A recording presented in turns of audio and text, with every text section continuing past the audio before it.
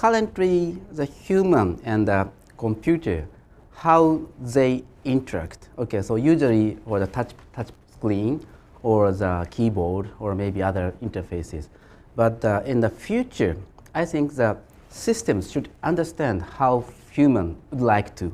But actually, you can be even doing better in terms of, well, when you need to leave home, you will check up the schedule and know the road condition, or inform you maybe today you need to leave 20 minutes earlier, so that you won't be late at the other end. That's when machine to machine can work together. And we imagine this will be able to change everybody's life on the earth. Cloud, then actually I can develop an app which I can use to guide me through the public transportation system, so that, for example, just like I use a GPS navigation system in a car, I'll be able to use this public transport navigation system which tells me go to street A, now wait, the bus is coming in 1 minute, then go out, go to street B, and if for any reason the bus has to stop because some car was badly parked or whatever, and there's another bus 2 blocks away that will take me to my destination quicker, then now my smartphone can adapt and tell me, it's better to go 2 blocks down.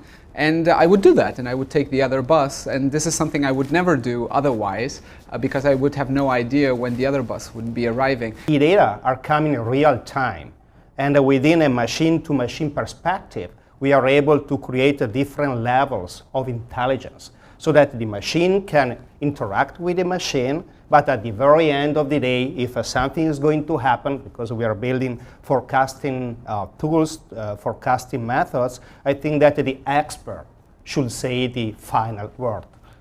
So real-time information allows people to make decisions in a different way, and this also increases, their appreciation for public transportation. And if more people use public transportation because it's convenient and friendly, and you might even get Wi-Fi access while you're in there, this will help our cities become less polluted and more environmentally sustainable. The industrial opportunity is huge here because it means computation and sensing throughout our world, not just constrained to your desk or office or your family room. It means everywhere, ubiquitous technology. That's an opportunity for the hardware makers to have this everywhere, but also from the software side, there's all this data, and big data is already deluging us on the internet. This is going to make the current big data problem look like nothing. That's going to require huge computation, huge breakthroughs in algorithms and computing to make sense of all that data and use it for impactful things that help people in their daily lives. So you have very basic techniques of, say, filtering, amplification, which are needed, and then maybe sampling to get the proper accuracy, how fast you need to sample, and then what kind of filtering do you need to do, if it is simple low pass, high pass, band pass, and things like that. And then you need some high level processing, which may help the doctor to make the diagnosis. So those will include things like trend detection, how the data varies. What are the attributes? Say if you look at the ECG signal, you don't need to have the entire signal. You only need to see some of the peak values, those PQRST values and the range or the intervals. So and the sensor information will be transmitted wirelessly to the host PC and processed and then gets forwarded to the doctor. So the doctor sees the information, and doctor can see the patient through the video link. Doctor can talk to the patient and interact, get the information, and make some diagnosis. Now we are thinking that if you can make one of 3 decisions, that will be a big plus for the system. So the opportunity from an industrial perspective is huge, but also from an academic perspective, what should we use these things for, and how do we use them, and what are the breakthroughs that are required to use them in efficient ways and impactful ways, leads a whole set of new research questions that is going to need generations of students and faculty to work on for a long time. So I guess one of the major challenges for the machine-to-machine technologies rely on how can transport the information in a very efficient way. Particularly the challenge exists for the large number of the machines, and in the meantime under very limited spectrums. So one of the focus for the machine-to-machine technology would be this kind of the effective communication in the machine swarm.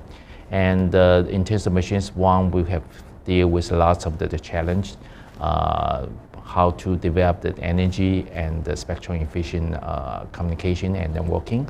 And in the meantime, how can we deal with the interference and how to use the spectrum in extremely effective way among the large device. Because one of the reasons is that when we access the spectrum and a large number of devices actually can become a kind of the challenge is well known in the game theory. So that has been one of the primary focus. Is if there's some way to have a rechargeable small battery, and then start with that, and then you constantly get energy from surroundings, then that kind of scenario is quite reasonable. Zero energy, you don't have to put it, you don't have to worry about that, the energy, and then that'll be very good. Something that I do worry about is security, and not the traditional authentication and privacy. Those are very important too, but just the denial of service things that 100 years ago we didn't have electricity, and yet everything was fine. Now when there's a power failure, people don't know how to live without electricity. So likewise, if you get dependent on the highway system, having all these smart things, even traffic lights, when there's a power failure and the traffic lights don't work, people don't know how to drive anymore. So with all of these smart vehicle things, what will happen if somebody can jam the signal, and in a large metropolitan area, things wouldn't work anymore? The solution should be smart. And by being smart, it means that the system should be able to figure out the best solutions over a long period of time. So it covers simplicity and as well as sustainability. Also, solutions should be scalable, because with Internet of Things, we are going to be handling trillions of devices that are connected and communicating and generating data on a constant basis. Connected context computing should be secure.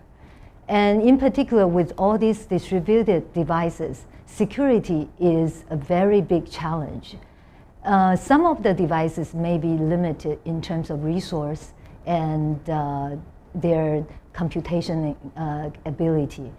And so traditional security solutions may not work easily. And also, a lot of these devices have to be communicating wirelessly across widely distributed geographical locations. So securing the entire system end to end is definitely one of the biggest technical challenge. Okay. The prime mission of the SIG-ARC of the center is primarily focused on autonomous reconfigurable connectivity. So that means in the wide and very diverse application and the services supported by the machine-to-machine technology, we will be able to play as the medium role and also the transparent role, so that the application and the service will not see any kind of major challenge in terms of information exchange and information transportation.